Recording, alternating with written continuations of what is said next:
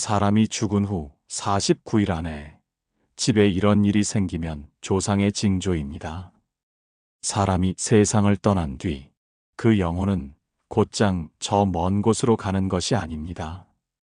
몸은 이 땅에 머물던 모든 인연을 정리했지만 마음은 아직 이승의 사람들을 향해 머뭇거립니다.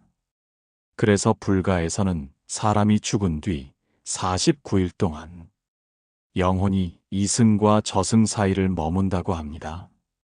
그 49일 동안 우리는 문득문득 조상의 기척을 느낍니다.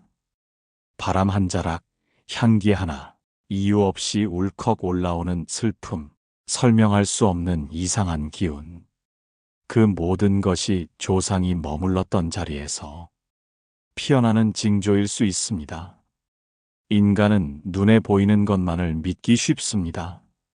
그러나 삶의 깊은 순간, 특히 죽음을 마주한 이후에는 눈에 보이지 않는 세계가 말을 걸어옵니다.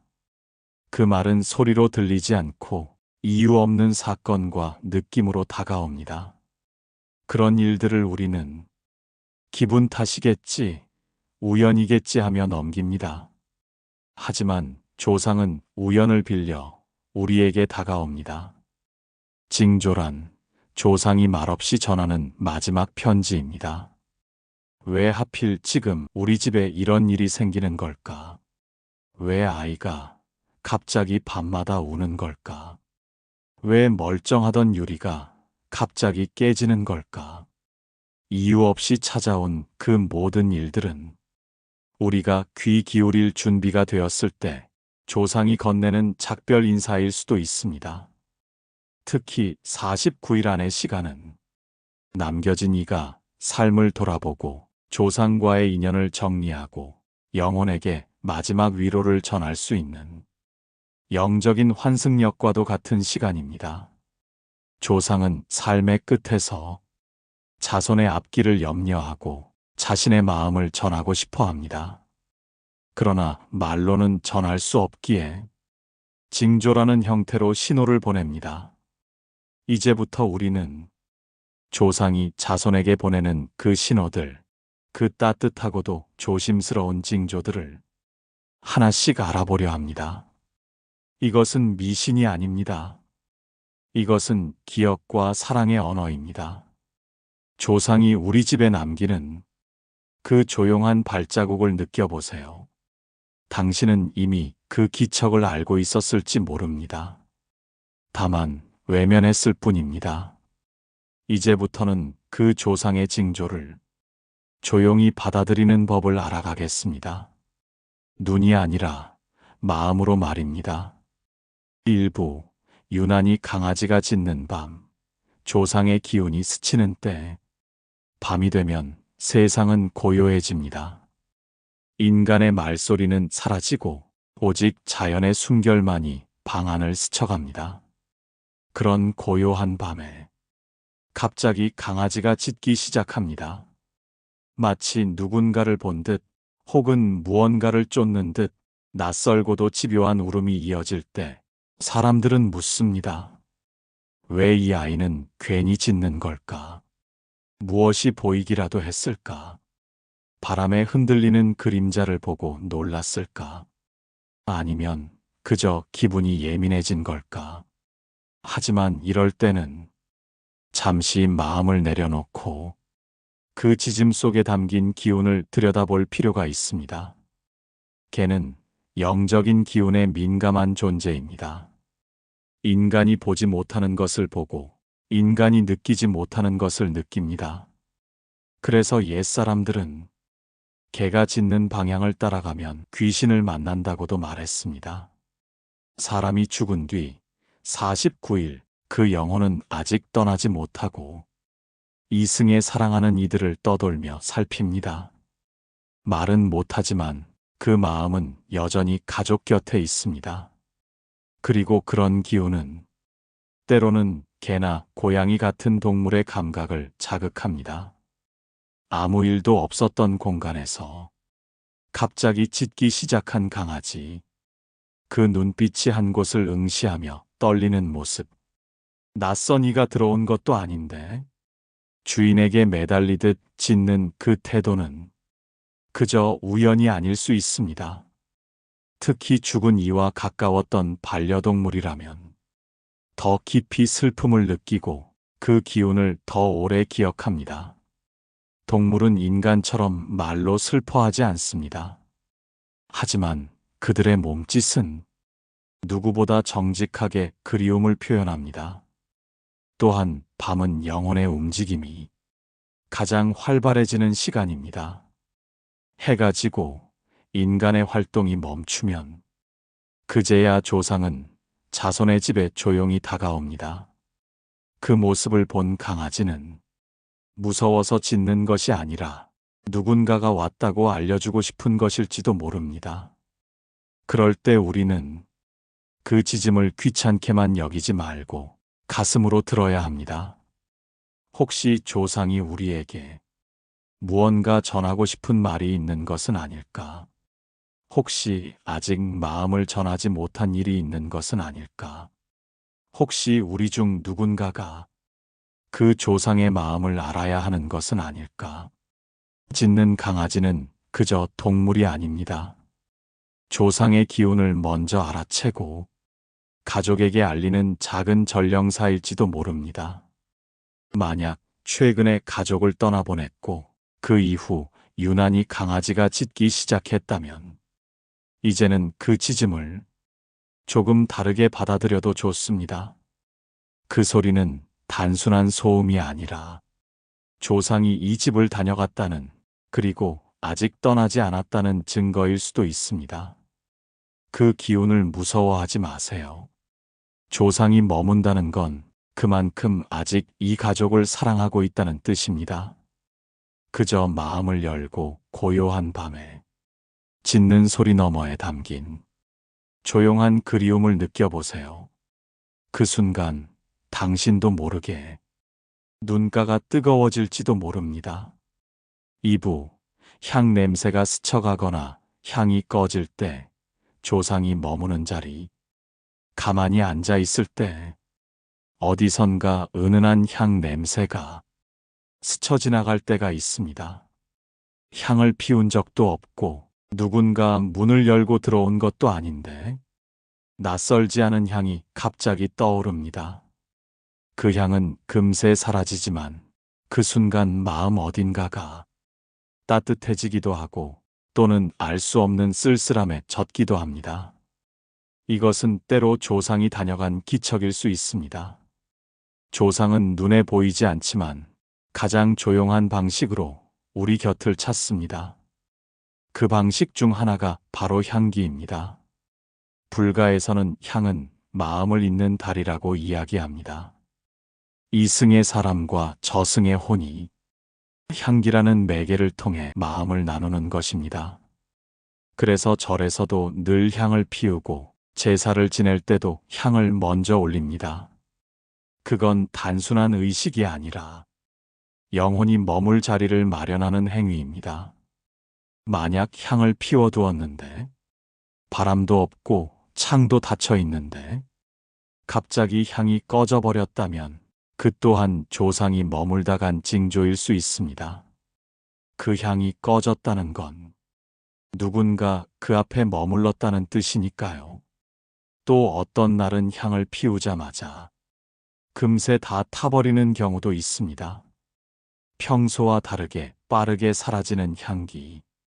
그 순간은 영혼이 그 향기를 간절히 받아들였다는 뜻일 수 있습니다.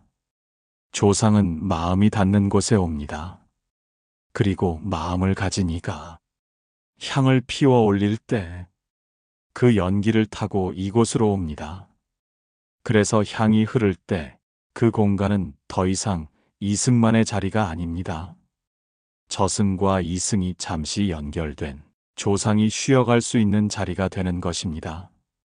조상의 혼은 때로 말없이 다녀갑니다. 그저 향 냄새 하나로 그리움과 안부를 전합니다. 그리고 그 향기에 담긴 기운은 그날따라 더 쓸쓸하거나 더 따뜻하거나 때로는 왠지 모르게 눈시울이 붉어지게 합니다. 그런 감정을 무시하지 마세요. 그건 조상이 당신 곁에 정말 잠깐 다녀갔다는 뜻일 수 있습니다. 혹은 당신이 요즘 마음이 무너질 만큼 지쳐 있었거나 말 못할 슬픔을 안고 있었다면 조상은 그 기운을 알아차리고 당신 곁에 와 있었는지도 모릅니다.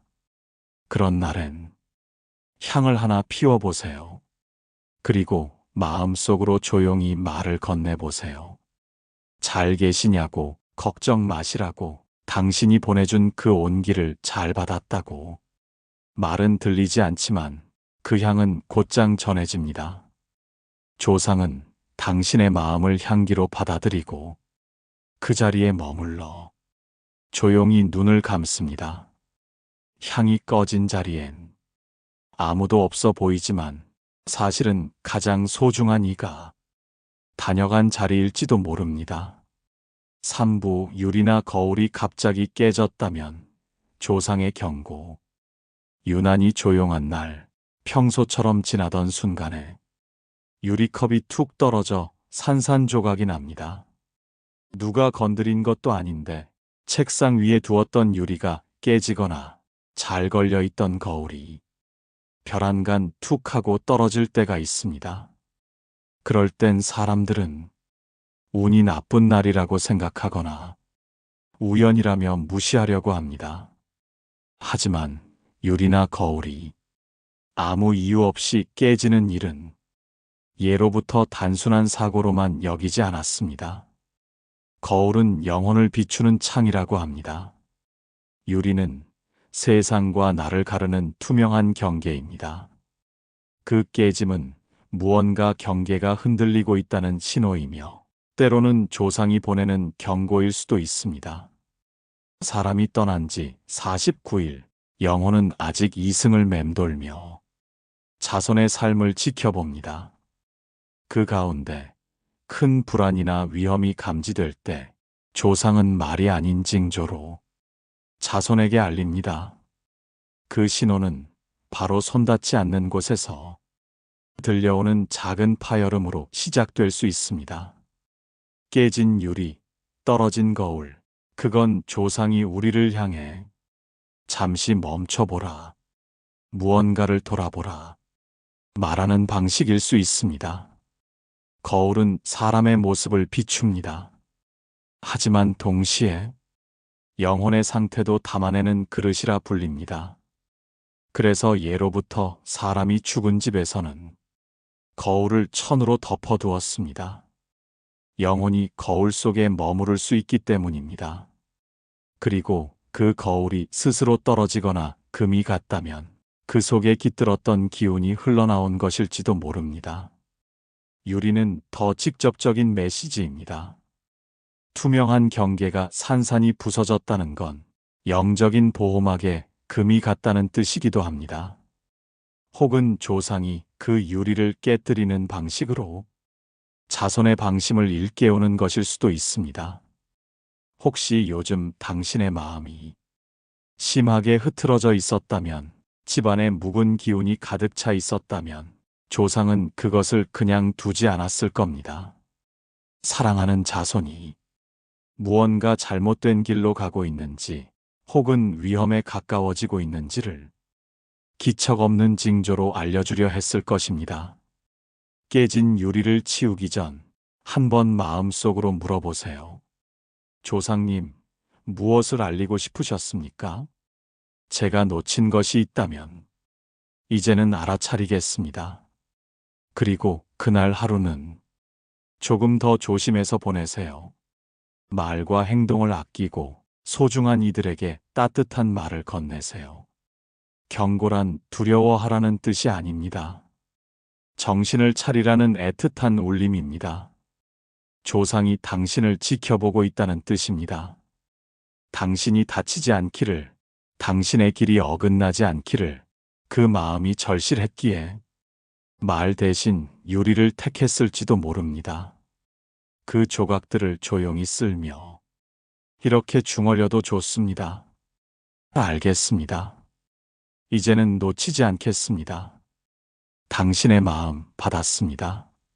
4부 가족 중 누군가가 이유 없이 아프거나 멍해질 때 사람이 몸이 아픈 건 늘 원인이 있어서라 생각합니다. 찬바람을 맞았거나 과로했거나 스트레스가 쌓였기 때문이라며 이유를 찾으려 합니다. 하지만 때로는 의학으로 설명되지 않는 아픔이 슬며시 다가올 때가 있습니다. 병원에서도 별 이상이 없다고 하는데 몸이 무겁고 기운이 빠지고 눈앞이 멍해지며 마음이 이유 없이 가라앉는 날들. 특히 누군가가 세상을 떠난 후 그 49일 안에 가족 중 한 사람이 이런 상태를 보인다면 그건 단순한 건강 문제가 아니라 조상이 보내는 울림일 수 있습니다. 조상은 우리가 모르는 사이 우리 마음 깊은 곳에 파동을 일으킵니다. 그 파동은 몸에도 전해집니다. 특히 가장 마음이 열려 있는 사람, 가장 조상과 가까운 기운을 가진 이가 그 영향을 가장 먼저 받습니다. 예로부터 혼백이 무겁다는 말이 있습니다. 이 말은 몸이 아픈 것이 아니라 영혼이 눌린 것이라는 뜻입니다. 그 눌림은 종종 조상의 기척에서 비롯되며 그들은 말 대신 몸의 느낌을 통해 메시지를 보냅니다. 그 메시지는 단순합니다. 내가 왔다. 잘 지내고 있는지 궁금하다. 혹시 아직 슬퍼하고 있지는 않은가? 내가 너를 보고 있다. 조상이 남긴 슬픔은 자손의 몸으로 전달됩니다. 그 슬픔은 눈물로 나오지 않을 수도 있습니다. 대신 기운이 빠지고 잠이 오지 않으며 가슴이 먹먹해지는 형태로 드러납니다.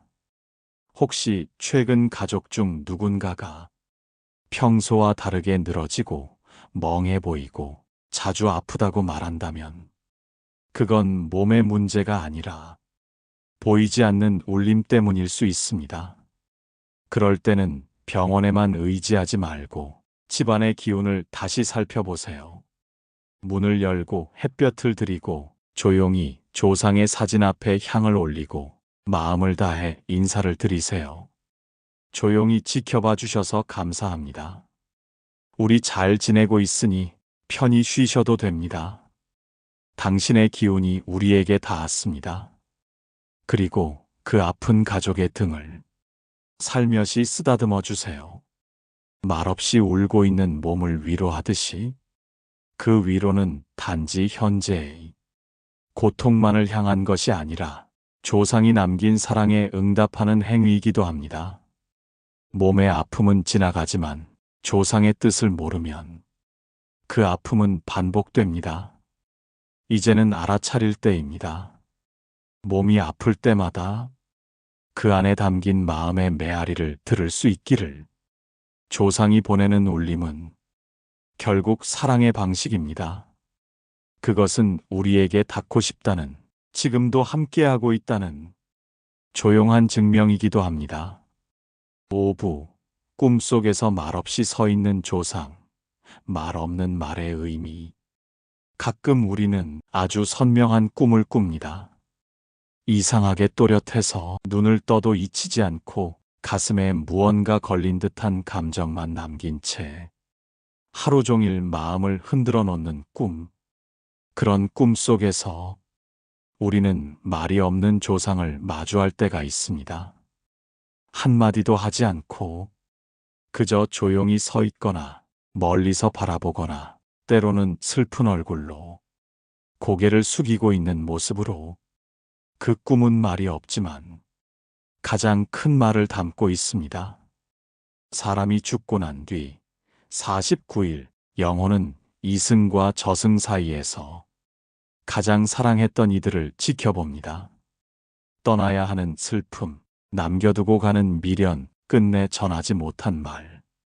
그 모든 것이 꿈이라는 매개를 통해 남겨진 사람에게 전해집니다.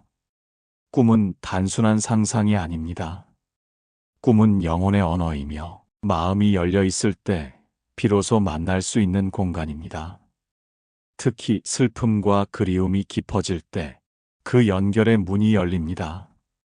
조상이 꿈에 나와 말없이 서 있다는 건 전하고 싶은 말이 있지만 그 말이 너무 크거나 깊어 차마 입 밖에 낼 수 없다는 뜻입니다. 혹은 우리 스스로가 그 말을 들을 준비가 되어 있지 않아서 그저 기척만 보여주는 방식으로 다녀가는 것일 수도 있습니다. 말이 없다고 그 뜻도 없는 것이 아닙니다. 그 눈빛, 그 표정, 그 옷차림, 그 자리와 배경 모두가 의미를 담고 있습니다. 어떤 조상은 우릴 지그시 바라보다가 천천히 뒷모습을 보이며 사라지기도 합니다. 그건 이제 간다, 잘 있어라 하는 작별의 인사일 수 있습니다. 또 어떤 조상은 아무 말 없이 울고 있습니다. 그 눈물은 미안하다, 고맙다, 혹은 잊지 마라 라는 수많은 뜻을 담고 있는지도 모릅니다. 혹시 그런 꿈을 꾼 적이 있다면 무시하지 마세요. 그건 당신에게만 보이는 조상만의 방식으로 건네는 메시지입니다. 그날 아침 마음이 유독 무겁고 가슴이 저릿했다면 그건 당신이 받은 영혼의 편지입니다. 그 편지는 종이 위에 쓰이지 않고 당신의 잠결 위에 놓입니다. 그리고 당신의 하루와 마음에 조용히 파문을 일으킵니다. 그 파문을 따라 조상의 뜻을 되새기고 그 영혼에게 마음속으로 이렇게 인사해 주세요. 오셨군요. 제 꿈에 찾아와 주셔서 고맙습니다. 하고 싶은 말이 있으셨겠지요. 제가 잘 받아들였습니다. 말 없는 조상은 당신의 슬픔을 말없이 안아주는 존재입니다. 그 말 없음은 가장 큰 사랑일지도 모릅니다. 6부 낯선 새가 집 근처를 맴돌 때 조상의 인도. 어느 날부터인가 창가에 자꾸만 한 마리 새가 날아듭니다. 매일 아침 같은 시간에 집 근처를 맴돌거나 베란다 난간에 앉아 가만히 집안을 들여다보는 새. 처음엔 우연이라 여깁니다. 하지만 하루 이틀, 며칠이 지나도 그 새는 떠나지 않습니다. 마치 누군가를 지켜보듯 혹은 전할 말이 있는 듯 고요히 우리 곁에 머물러 있을 때 우리는 문득 이런 생각이 들기도 합니다. 혹시 조상이 아닐까? 옛사람들은 말했습니다. 새는 영혼의 탈을 쓴 전령사라고. 특히 사람이 세상을 떠난 뒤 49일 그 영혼은 이승에 다시 다녀올 수 있고 그 짧은 방문은 때로 동물이나 자연을 빌려 이루어진다고 믿었습니다. 그중 가장 자주 등장하는 존재가 바로 새입니다. 하늘과 땅을 오가는 존재. 소리 없이 다가왔다가 다시 홀연히 날아가는 존재.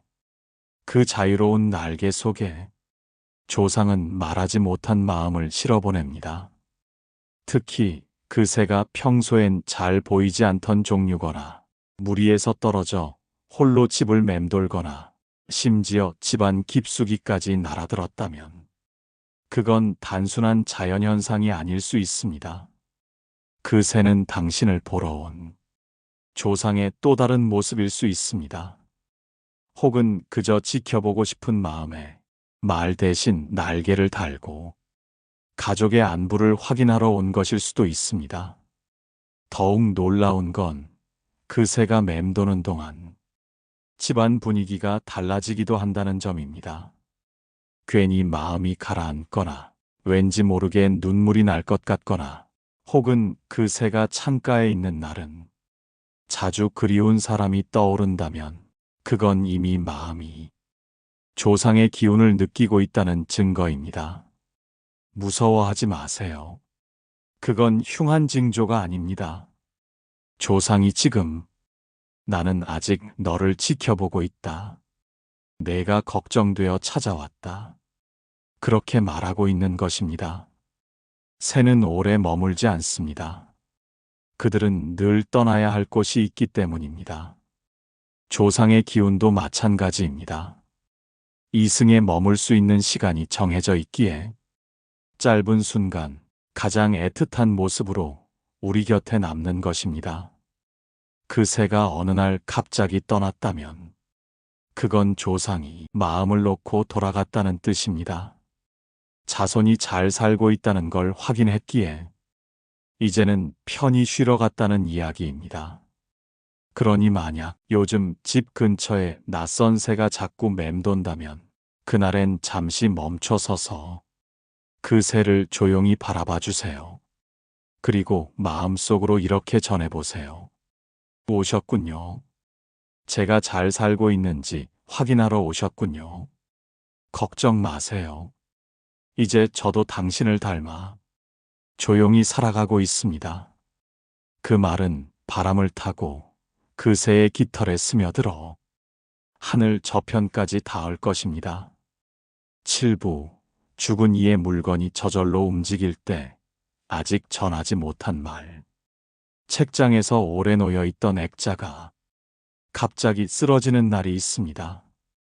죽은 이가 자주 쓰던 물건, 그의 사진, 그의 시계, 그의 안경 같은 것들이 아무도 건드리지 않았는데 위치를 바꾸거나 바닥으로 떨어질 때가 있습니다. 그럴 땐 우리는 말합니다. 우연이겠지. 바람이 불었나? 진동이 있었나 보다. 하지만 그 안에 담긴 말하지 못한 마음을 놓치지 마세요. 특히 누군가 세상을 떠난 지 얼마 지나지 않았을 때 그가 생전에 소중히 여겼던 물건이 이상한 방식으로 움직일 때는 그건 영혼이 남긴 마지막 인사일 수 있습니다. 불가에서는 말합니다. 형상은 사라져도 기운은 남는다. 그 기운은 우리가 사용하는 물건, 살았던 공간, 머물던 자리 곳곳에 스며 있습니다. 특히 죽은 이가 오랫동안 사용했던 물건에는 그 사람의 기운이 더 오래 머뭅니다. 그래서 유난히 애착이 강했던 물건일수록 그 물건이 홀로 움직일 땐 단순한 현상으로 보기 어렵습니다. 그건 조상이 말하지 못한 말을 전하려 다녀갔다는 신호입니다. 혹은 남겨진 가족에게 내가 여기 있었다. 아직도 너희 곁에 있다. 이렇게 마음을 전하려 한 것일 수도 있습니다. 가장 슬픈 건 죽음보다도 말하지 못하고 떠나는 것입니다. 미안하다. 고마웠다. 사랑했다. 그 짧은 한마디를 끝내 남기지 못하고 떠났을 때 조상은 그것을 물건의 움직임을 빌려 뒤늦게라도 전하려 합니다. 그래서 그 물건이 떨어졌을 땐 먼지를 털며 중얼려도 좋습니다. 오셨군요. 아직 하시지 못한 말씀이 있었군요. 제가 듣겠습니다. 제 마음으로 받겠습니다. 그리고 마음속으로 그 조상과의 마지막 대화를 조용히 나눠보세요. 물건은 움직이지만 그것이 전하고자 한 건 당신의 기억 속에 묻힌 말 한마디였을 수 있습니다. 조상이 남긴 물건은 이제 단순한 소유가 아닙니다. 그건 기억의 무게이며 사랑의 찬양입니다. 이 세상의 말은 입으로 전달되지만 저 세상의 말은 기척과 움직임으로만 남습니다. 그 미세한 떨림을 무시하지 마세요. 그건 이승에서 마지막으로 남긴 가장 순한 형태의 사랑입니다. 혹시 당신 곁에도 아직 자리를 떠나지 못한 물건이 있다면 그 물건을 조용히 쓰다듬으며 이렇게 말해주세요. 당신의 마음, 제가 들었습니다. 이제는 편히 쉬시길 바랍니다. 그 순간 당신도 모르게 마음속 무언가가 풀어질지도 모릅니다. 말은 끝났지만 사랑은 여전히 남아있으니까요.